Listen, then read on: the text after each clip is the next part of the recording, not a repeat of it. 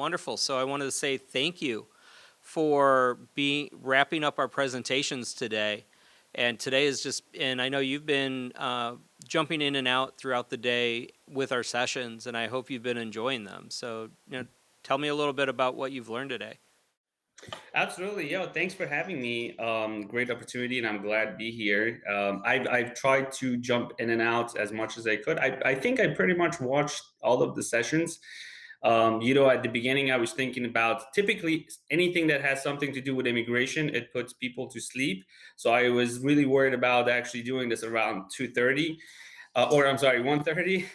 But then I realized when I was watching everything, it actually definitely flows together. What I was watching the guys talking about, especially obviously the last session with the incentives, and I believe once we start talking and we go through what we want to talk about, it definitely makes a lot of sense to people. That makes sense to me now. Good. Well, you've been really a good friend for Select Chicago over the last 2 years since we met at one of our functions. And it's what you bring together a very important topic, which is bringing in and when international investors want to land in the United States, and what are some of those different pieces and also lessons learned. And so, Ash, I'm going to turn this over to you and step away from the camera, and I'll let you talk about what you do, who you are, your background, and really how all of this stuff fits together as a capstone for international companies when they're coming to invest in the United States, what additional opportunities they are looking for, and what pitfalls they could befall them. So take it away, Ash. Thank you again. Appreciate it. Thanks for the opportunity, obviously, again. So, my name is Ashkan. My full last name is Kheirkhahvash. It's a long last name. I'm originally Persian. I'm an immigrant myself that came to the United States 20 something years ago. Been fortunate actually to be active and involved in the immigration world. And I have about 13, 14 years of experience in the EB5 industry, which is the investment and immigration program, and have been involved with a number of different projects and regional centers. But most importantly, what I like, I've been involved with actual investors who wanted to invest into different projects into the United States and actually come here, whether if it was for business purposes or actually family reasons or any other reasons that somebody may have in order to go through an immigration process. And I really am lucky and fortunate to actually have meet so many people that I've got to help. So before I start real quick and we go talk about the session is capital funding in EB5 and E2, but we talk about E2 and EB5. Let me just go a step higher and a level higher and talk about the immigration investment programs in general. So most countries, a lot of countries, I should say, around the world have an immigration and investment program that enables international investors, so anybody from outside of that country, to invest into that country and gain residency. Now, these programs are typically structured in a different way. Some countries have it structured in a way that you can actually invest and buy a piece of real estate. Some countries have it in a way structured in a way that you can actually donate to the economy of that country and gain residency. And some countries have it structured from a business aspect where you need to open a business or invest in a business and create jobs that helps the economy. The United States is actually one of those countries, and those programs that we're referring to, investment and immigration programs, they're called EB5 and E2. I want to go ahead and actually, I don't know if I can play my slide here. There we go. I got it up. Okay. Okay. So just so real quick, we spend a couple of minutes just to tell everybody what is E2, what is EB5, and I think it's important because there are two different lenses that one can actually look at EB5 or E2. There's a lens of an international investor where you're trying to take advantage of the program and again your residency, come to the United States, or actually you are that investor. And then there's a lens of a developer or the business that is receiving the business, the investment itself. But regardless of which end you are on, it's important to understand the entire process and at least get to know the basic of it. So I will spend just a few minutes talking obviously about what E2 is, what EB5 is, some of the requirements a little bit. And then I definitely like to jump into a little bit more of a free and open conversation and answer any questions if anybody has, to kind of tie it all together. So on a general level, the US has two different, basically two different visa categories. One is called the immigrant visa, and the other one's called non-immigrant. The immigrant visas are known as the green cards to people, and the non-immigrant visas are just temporary based visas. Now, for the investment and immigration programs, the U.S. has both, actually two different programs that fall under each category. The E2 visa is a non-immigrant visa. And specifically the rules and the regulation in the law does not set a minimum investment amount. The law says that you as the investor or any investor needs to invest substantial amount of money into a business or a project. Now, substantial could be obviously different from industry to industry, could be business to business, or the investment structure itself. It's really difficult to say what substantial amount is, but based on experience, based on what the U.S. Immigration likes to see and considers as, you know, the minimum of an substantial investment, it's somewhere around $100,000 to $150,000. But technically, basically, I should say the E2 requires you to invest, and you have to be actively coming here to manage and run that business. So you as the investor, you have to be involved into managing and directing that investment and that business. And that is a key element. EB5 falls under the category of the immigrant visa, which is the green card. So that actually is a different ballgame. That allows international investors to gain residency, meaning as you can actually apply for your green card from day one and have residency along with your family. And in the immigration world, I'm not an immigration attorney, but I've been around immigration for such a long time. In the immigration world, the family that is usually qualified with your application with an investor, or the main applicant application, is spouse and children under age of 21, unmarried. So when we say family, that's who qualifies. So you can actually apply as an investor. You can apply for your green card through the EB5 program by investing $900,000 at least. You have to create 10 jobs, or that investment has to create 10 jobs, and you would be qualified to receive a green card. Now, if you notice, we say $900,000 or $1.8 million investment. That basically the amount, the location of the business, I should say, the location of the project determines the amount.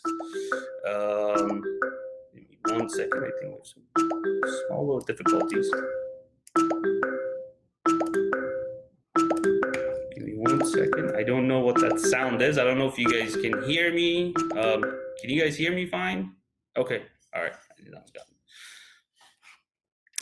So as I was saying, that you have to, what determines the investment amount between 900,000 or 1.8 million is the location of the business. If the business or a project is located in what is referred to as a TEA, which stands for Targeted Employment Area, which basically means that it has a higher unemployment rate than the national average, or it's a rural area, then the investment amount is $900,000. If it's not, it's 1.8 million, which, if you think about it, if a project that is located in the heart of downtown Chicago, that unemployment rate is not that high, that obviously project, that investment would be qualified for 1.8 million. But if it's a little bit out there, or basically a place or a location that needs jobs and unemployment rate is high, that investment could qualify for a $900,000 investment. Regardless of the cases of the amounts, the investment should create 10 full-time jobs for U.S. workers, and that's how it's a job creation program, and that's how you qualify for a green card. The main differences between E2 and EB5 is the main difference is E2 is a non-immigrant visa, so it's a short-term temporary visa that you come here for a period of time to run and manage your business. Investors need to own at least 50% of the business that they actually invest in. A lot of different companies that I've seen utilize E2 as a capital funding source are typically restaurant chains or franchises, perhaps, that there's no problem of giving away 50% ownership of that particular location or an LLC to a actual investor, E2 investor. Also, for an E2 investment, it's important to realize that you need to be from a country that is a treaty country with the United States. So your nationality is important. Not all the countries do qualify for E2, and that's important. The most updated version of that list is usually in the State Department's website. So people can either Google it, or you can go to that website to check if your country is eligible for E2 or not. One of the other differences is that since for E2 you come here to manage and direct the business, you typically need to be close to the business where the business location is actually. Versus EB5, EB5 is a $900,000 investment, as we talked about. That's the minimum amount. There is no requirements for nationality. So any country, any nationality, any person from different countries, every country actually on the globe do qualify for EB5. So there's no restriction on that angle. You don't have to be close to the business, because typically you can either invest as a passive or active investor, but you can structure it in a way that you don't have to be near the business. That's not a requirement. So you can be anywhere. And the most important thing, it is a immigrant visa, which is a green card. So from day one, if you are an investor in doing this, you do get a U.S. residency to the United States along with your family. Let me talk about a little bit about quickly where EB5 comes from. And so under the employment categories of the immigration to the United States, there are 5 different categories. First 4 are basically an applicant is an employee. Which these categories stands, if you take a look at the slide, EB1, EB2, EB3, EB4, EB5, and the EBs stand for employment-based, 1, 2, 3, 4, 5. The first 4, an investor or an applicant, is an employee. The 5th one, which is EB5, the investor or the applicant is an employer, and that is again why it's a job creation program, because the investment and you as the applicant and the investor have to create 10 jobs with your investment. So that's where it comes from. Typically, when it comes to EB5, there's 2 different investment options that someone would have, an investor would have. You can either invest in your own business. So you can open any business. There are no restrictions in the industry or type of business that you want to basically do. Or you can invest in a project that is sponsored by a regional center, which I'll explain in a minute. Basically, both of these options are the requirements are the same, with a little minor difference, which I'll explain when I'll talk about the regional center, what the regional center is. So let me go back. So invest in your own business. So you can actually, as a foreign national, you can invest in your own business, meaning as you can open your own, let's say, restaurant, manufacturer, any sort of business that you would have. And if you meet the minimum requirements of an EB5, the threshold investment amount, and if you create the jobs that are required, then you would be qualified to get a green card. The investment amount is $900,000, again, as we talked about, or $1.8 million, depending on where the business is located at. Investors can actually team up with other investors, meaning as it doesn't have to be one. You can put 5 different investors in the same business, as long as each person invests $900,000, and for each $900,000 there needs to be 10 job creation. Now, regional centers, let me explain what regional centers are real quick. Basically, regional centers are private or could be public entities that they promote an economical growth of a certain geographic area. And regional centers typically have bigger projects in north of 10, 15, 20 million. Then they pull investors, EB5 investors, and they use EB5 as a capital structure attached to the capital stack to use the funding to complete their project or utilize the funding in their project somehow. Obviously, the job creation is there. The minimum investment is the same. There's no difference. It's 900 or 1.8, depending on where the business is. The main difference is that regional centers, because they deal with the larger investment and they promote the economical growth of a geographic area, what, in a simple term, they get a discount in the job creation basically methodology, which means they can actually count direct jobs, indirect jobs, and induced jobs.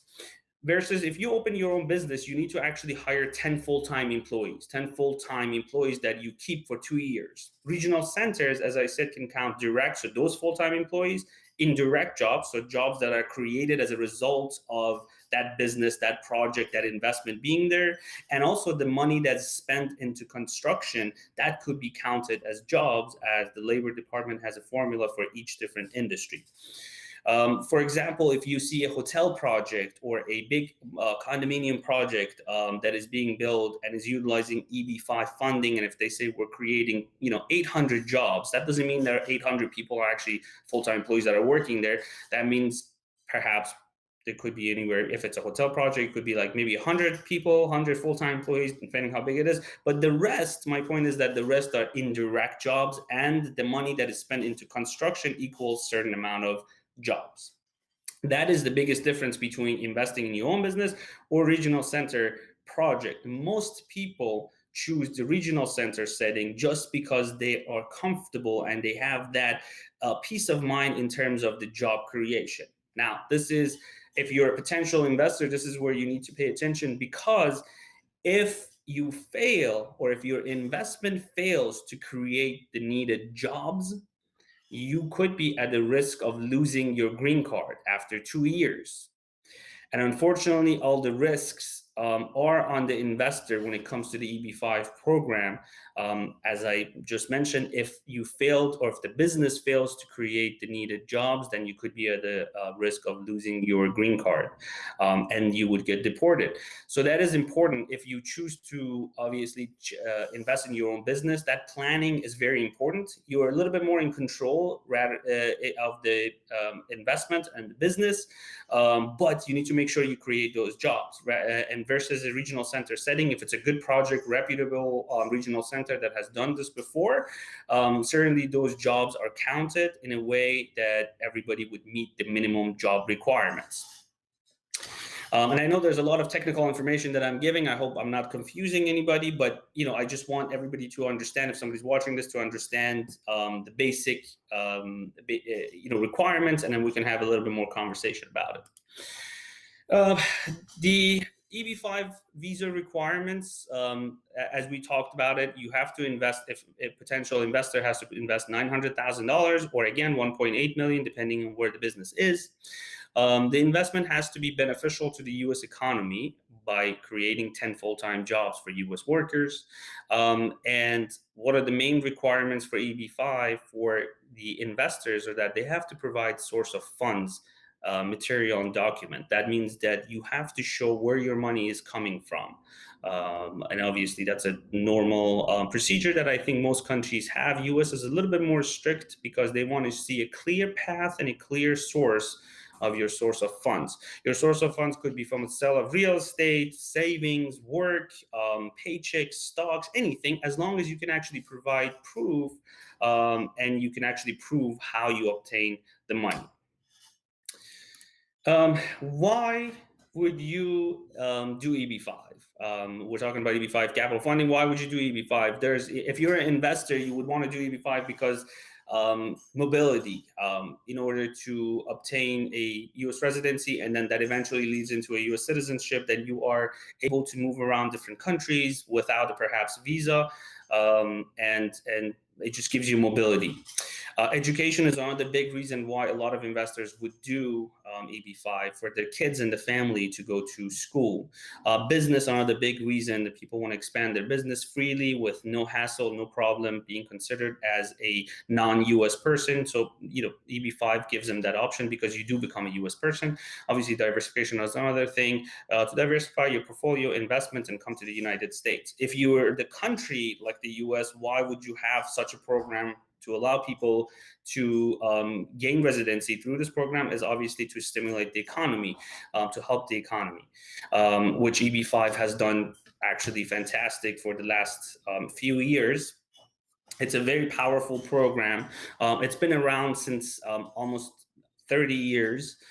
Um, and as you can see, just some of the numbers, since 2008, between 2008 2018, there's 20 billion, more than 20 billion of EB5 money has entered the United States. EB5, that money was directly responsible of creating over 730,000 jobs. We've gained $5 billion in tax revenue from EB5 investments, and it contributed over $43 billion to the GDP, which is, again, that's how powerful this program is. And again, from an immigration aspect, this is one of the big reasons that even prior to COVID, and during COVID, some of the immigration bans that the current administration has put into place, they do not impact EB5, also E2, but it did not certainly impact EB5 in any way, because again, it is an important beneficial program to the U.S. economy.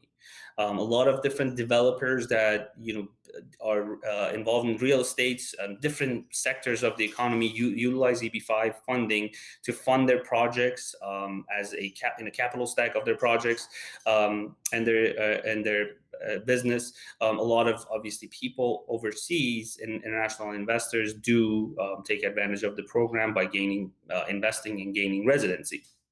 So that is the overall kind of gist of EB5 and E2. Real quick, I know I focused a little bit more on EB5 than E2, just because EB5 is actually the official, let's say, immigration investment program, and also developers and business owners can a little bit on a more free and openly, they can structure the business to receive funding from international investors. And E2 is more structured for somebody who wants to come here and strictly maybe buy a business, invest in a franchise, and perhaps start their own startup. But a lot of EB5 funding is utilized for real estate companies, developers, and people who are building bigger projects. So I wanted to spend a few minutes obviously on that to explain the process. So if you are, again, going back full circle, if you are an investor or if you are a developer who's looking for EB5 funding, or if you want to utilize that as a alternative capital, then you can understand the basic requirements, and we can definitely have a little bit more free and open conversation about it. I don't know if Michael can join me, so we can, if you have any questions, or if anybody else online maybe they would have questions, we can definitely speak a little bit openly, and maybe I can answer a few questions. This has been great, as in it is great to hear about the differences between the E2 and the EB5. And for clarification, the E2, do you get is that a renewable green card, or is that a permanent green card with the E2? Yeah, so E2 is not an actually green card. E2 is a non-immigrant. It's a temporary visa, right? It's for, typically, it depends what country you're from, but typically the status that is given is for 2 years, and you can actually renew E2 for unlimited amount of times as long as that business is active and running. One of the main requirements for E2 is that when you invest in a business, that business has to be what we call real and operating. So that business has to be running. So as long as it's running and operating, you can renew your E2 visa unlimited amount of times, but that never turns into a residency, which we refer to as a green card by itself. Okay. Are those convertible at all? Can you convert an E2 to an EB5? Yeah, it is definitely possible. Actually, that's being done right now. Until last year, EB5 used to be, the minimum investment used to be at $500,000, and then in October of 2019, the immigration raised the minimum to $900,000. So a lot of investors that were thinking about EB5 unfortunately didn't have maybe the power, or just didn't want to risk that much investment, not $900,000 all of a sudden. So they start thinking about E2, and then gain obviously their status in terms of a visa and come to the United States. And if the business does good, in maybe a year and maybe even earlier than that, increase the minimum investment amount that they have invested to the minimum threshold of EB5 and definitely apply for EB5. It is a little bit tricky because you have to be careful if your business is located in an area that is qualified for 900,000, because if it's not, all of a sudden you have to increase it all the way to 1.8 million. So that is an important factor to keep in mind. Okay, so it's additive. So kind of like it's not, I put in my 500,000 for my E2 and a year later I come in with another 900,000. I just really need to increase my investment to 900,000. Is that correct? That is correct. There's two different scenarios that you just said. Both of them are possible. So you can either do one and then do another 900,000, or you could do, a 500,000 investment and then increase it to the 900,000, providing that the qualification is there and you can actually qualify for EB5. Oh, and that's phenomenal. As in with a number of the companies that we've been talking to, where you have startup companies, because I can see that really being a way to, excuse me, bring somebody in that's got that $500,000 to stand up a company, really believes they'll have 10 employees in that time frame, but then do that convertible because as it goes, because most companies when they land here, that first 6 months, 9 months, a year, they're really trying to become familiar with their landing pad, where they've arrived, and then in knowing that, maybe it's that there is a path to convert that. With the EB5 and a real estate structure, I mean, you and I are old friends. We've gone out to the bars, and I understand this really well. So we're going to be a little bit more casual about this, but also developer focused. For this question, if I am putting EB5 money into a capital stack, how long typically does that money need to stay there before it could be reverted back out? Yeah, that's a fantastic question. Normally, there's a couple of different threshold that needs to be met. One of them is the job creation, basically threshold. So, meaning as your investment needs to create those 10 jobs. And let me go back to answer the question simply and directly. It's about 5 years that you can, typically the AB5 program projects are structured to return the money back in 5 years. That 5 years is because it takes about year and a half. It takes about 2 years for a potential investor to get their green card through the EB5 program, right? And then that period of job creation, which is 2 years, that will kick in. So those jobs need to be created within 2 years. So that's 4 years almost. And currently, a project or an EB5 project cannot return the money back prior to that 2 year after the investor has entered the country, right? So that's another 4 years. That's why a lot of businesses do structure basically their return and they exit in 5 years.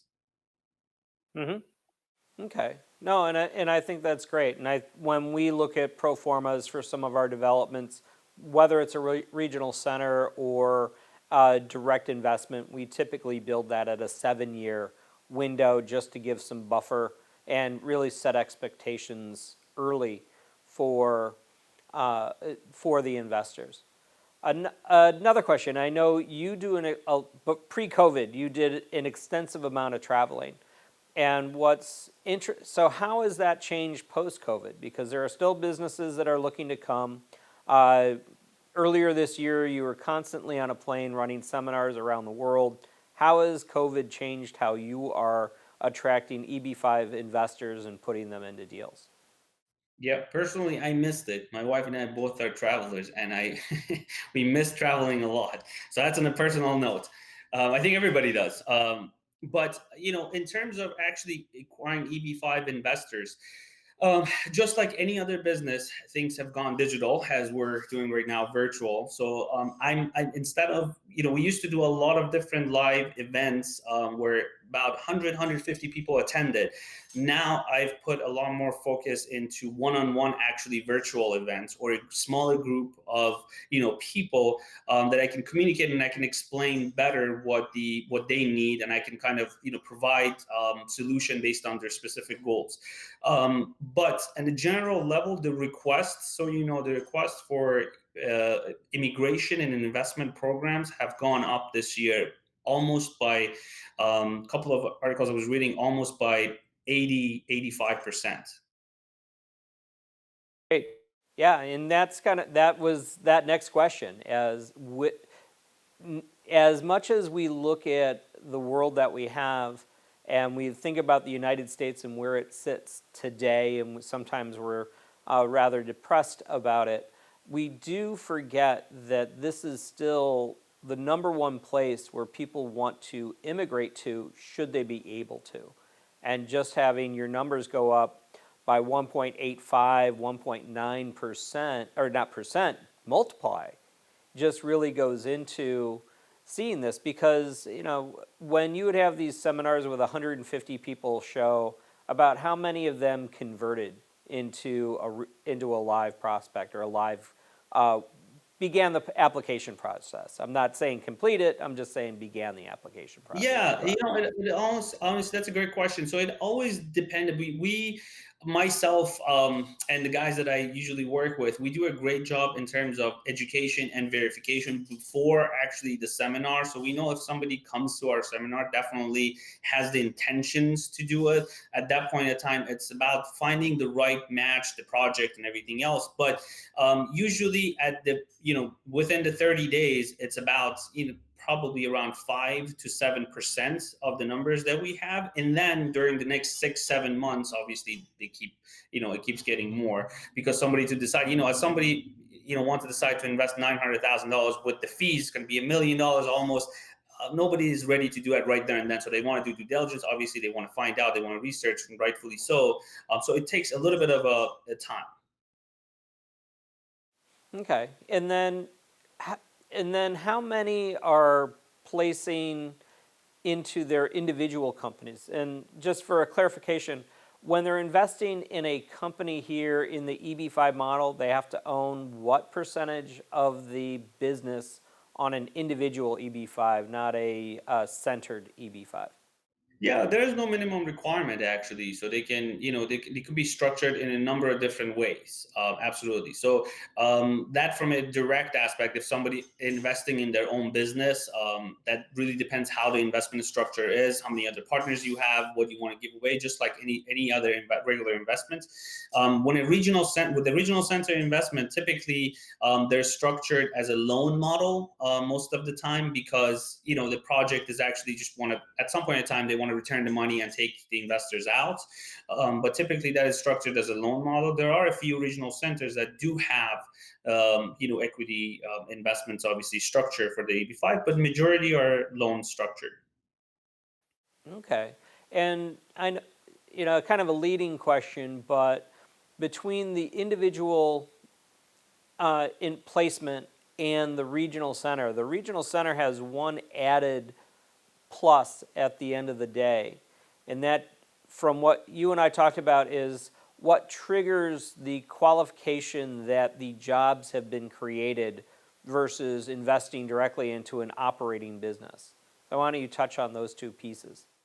Yeah, absolutely. And we talked about it briefly. Regional centers have a big benefit, and which is, they can count direct and indirect and induced jobs, right? And you, as a potential investor investing their own business, they cannot do that. They have to count all the direct jobs. That means, W-2 full-time employees that you need to actually maintain for 2 years, right? And that is perhaps a small business that cannot be, at least at the very beginning, maybe it's not sustainable, it's not doable. But regional centers can count indirect jobs as well, which is a big benefit. So if you think about it, if a $50 million project, a hotel hotel projects, for example, say that I'm going to create 800 jobs, as I used an example earlier.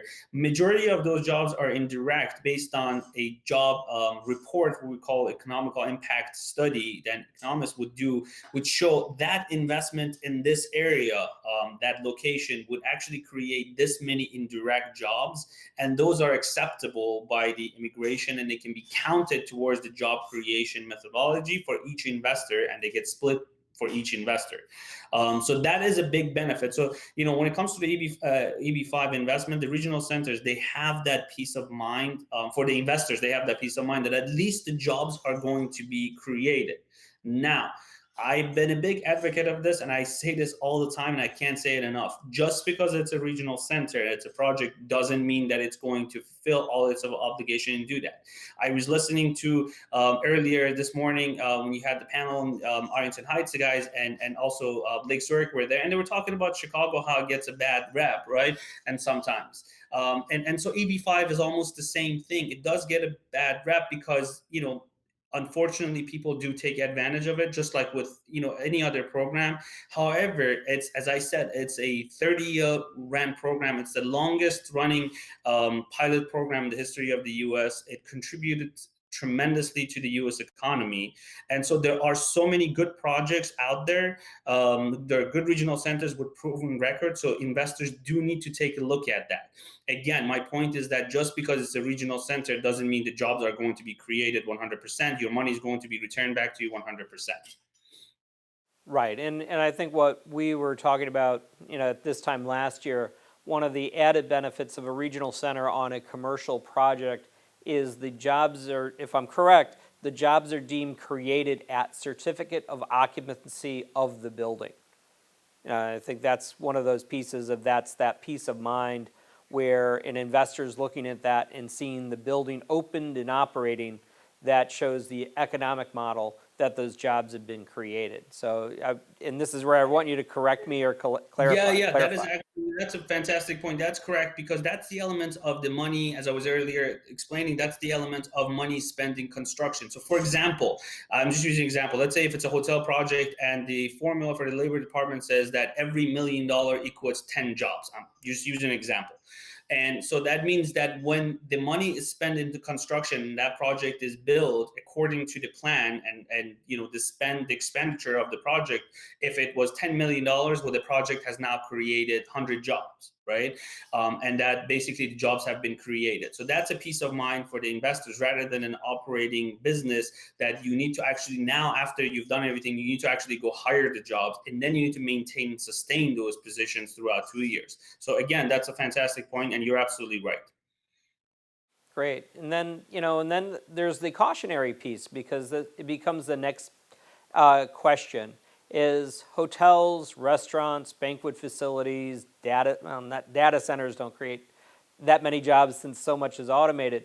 But if I'm a developer, we got a lot of developers here, and they're like, oh, I want to use EB5 regional center money, and they want to do or remodel a strip mall.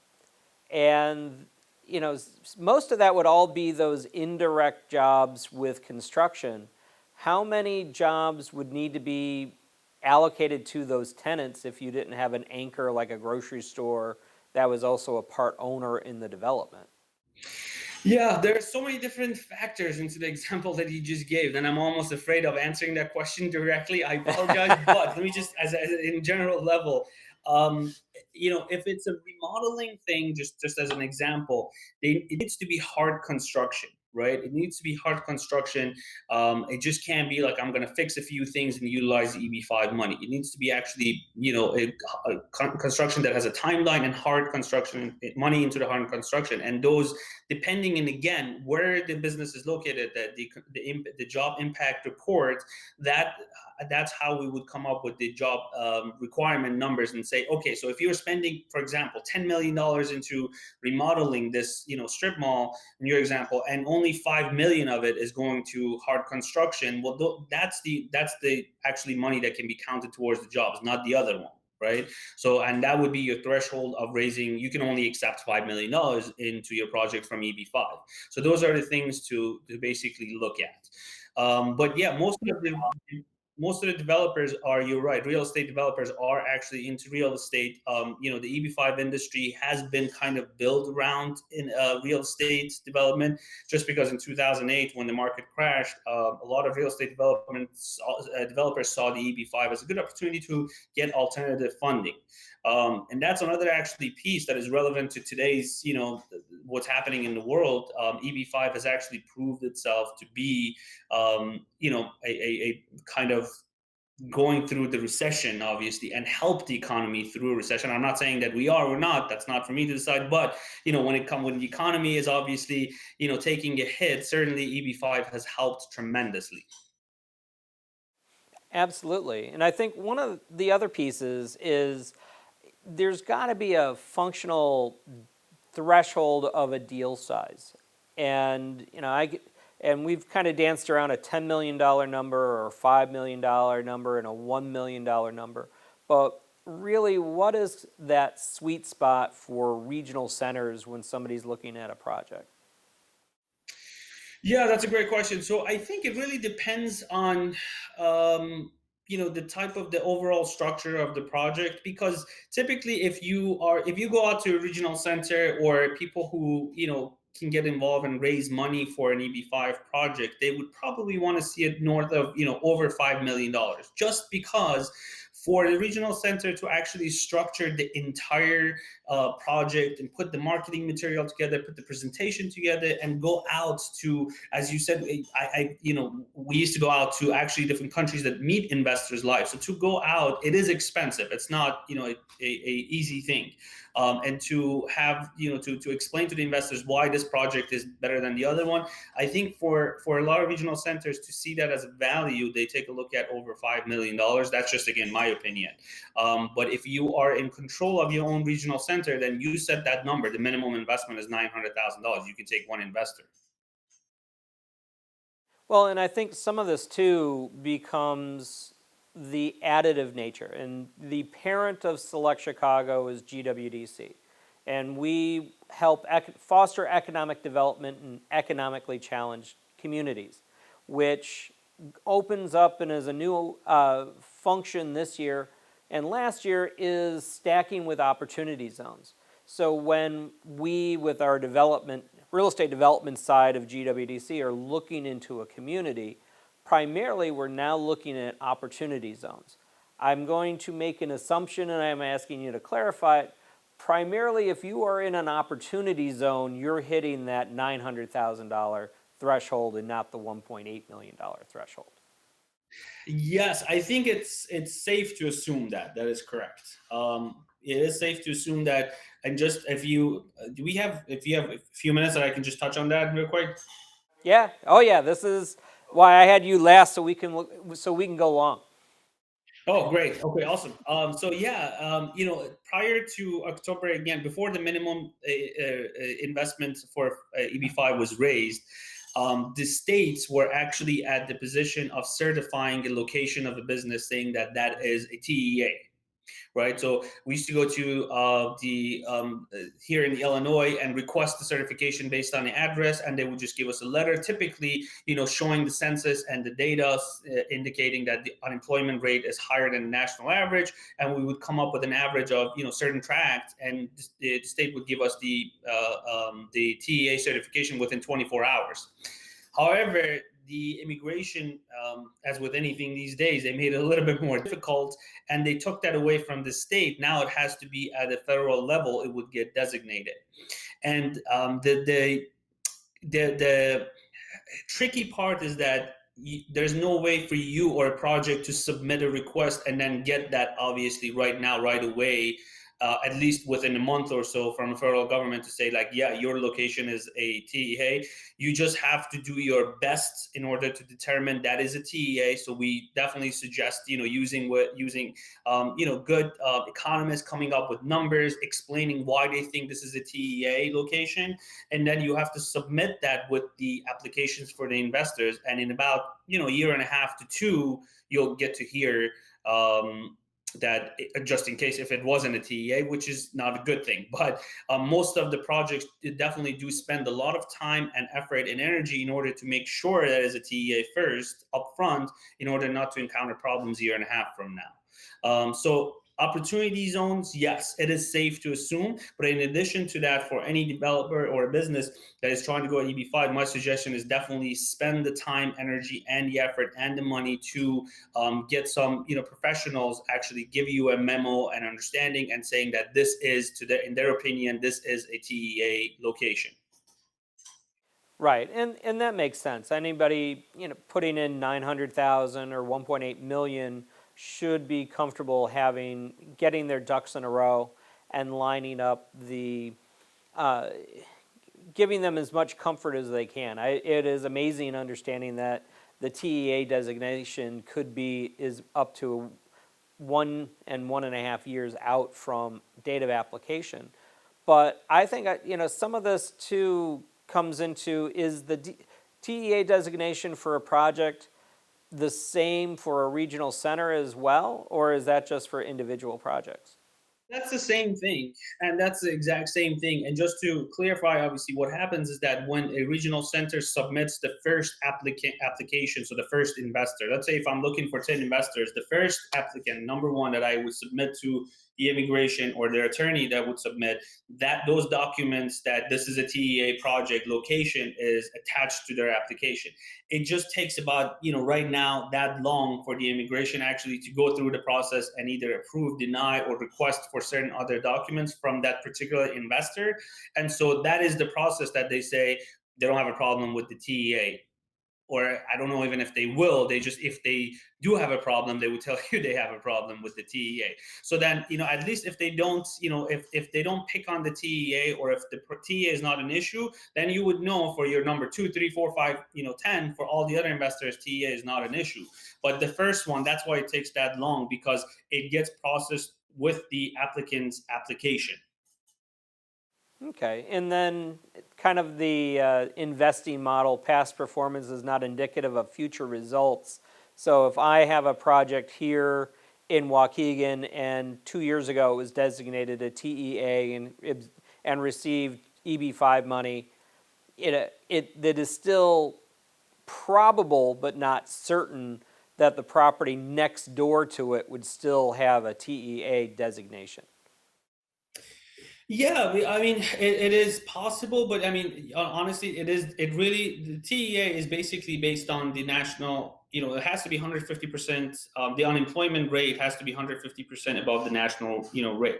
So, in 2 years, a lot of things can change in a certain area. So it may be a good, actually, employment area rather than a needing the jobs area, right? So that's why if even if, a year, I would say that you got to do it all over again, just to make sure that it is still TEA. And that rolls at time of application, not at time of acceptance. That rolls at the time of application. That's correct. Yes. Awesome. And one of the things we had earlier today, and I'm belaboring the point about regional centers and individual investments, is because when we had Morton Marcus, the economist, on for our keynote today, he was talking about the large amount of opportunity in the Great Lakes region within communities around Lake Michigan. And he was looking at the Hammond, the Gary, the LaPorte, the Michigan City areas, and talking about how those are really positioned on a 5-year, 10-year trajectory for accelerated growth. And since all of them tend to need massive multi-$100 million investment projects, this is where I would see something that with the TEA taking a year and a half, coming up with the plans, coming up with the entitlements. I mean, it's really, if you had all your ducks in a row, it's like a 3-year process from today. Question is, how patient are EB5 investors to wait until a project is and getting their TEA? So if you and I were coming to and meeting with an investor today, how patient are they? Oh, I see what you mean. Yeah. So let me actually clarify. So what happens is that, so if you are a business looking for EB5 funding, those steps have to be done prior to actually going out and looking for EB5 investors. Okay, so you got to put your documents together. You got to at least have, again, we talked about having an opinion letter, having memos that this is a TEA, and doing your basic due diligence, obviously understanding that, knowing that probability is high that this is a TEA. You would do all that plus your investment documents. You put it all together, so you make sure that is ready. However long that may take, you got to do that prior to going out and raise money for EB5, right? Because EB5 investors, to your point, I'm not saying they're not patient, but if somebody decides to do it now, they definitely want to go ahead and go enter the process. Because again, think about it. Once they actually pick a project and they invest and they go through the process, it takes them about a couple of years to minimum to get their green card, right? So if they're going to wait a couple of more years prior to that to wait until the project does its thing, that's another 4 years. So that's not really reasonable. So my actually suggestions to businesses is definitely go out and certainly do what you need to do in order to make your project, and this is a made-up term, EB5able. So once you do the EB5able, you make your project EB5able, then you should go out and raise money. Yeah, and that's great, because as what's nice is some of the things I'm seeing over the horizon is wanting to take advantage of some of the opportunity zone pieces, looking at some of the training grants, creating an entire package that becomes an investment-ready vehicle. And the main thing is knowing how all these pieces fit together. And this is why I brought you in as the capstone today, because we talked with municipalities this morning about what they do to retain businesses. We talked with Jones Lang LaSalle about using remote sensing and the satellite imagery and data to develop your business case. Then we talked about an economist looking at the 5 to 10 year projections for this area and saying, yes, it's still a sound place to invest. And then we went through how you go about developing an entitlement strategy. And now we're talking about funding with international pieces, because what we've learned over the last 5 years with the development side of GWDC is you need an entire stack of capital to make projects work. And honestly, for all the things for the areas that GWDC works in, the EB5 process and the E2 process are really additive because of the economically challenged communities that we work in, where it becomes desirable to help make transitions and change by bringing in new capital and new people to the area.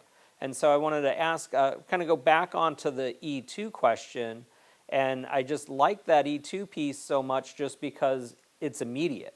And EB5 is immediate too, but from a business owner perspective, they have to go out and shop a project, understand that project, where that's going to be, versus a business who's really looking to invest in a community.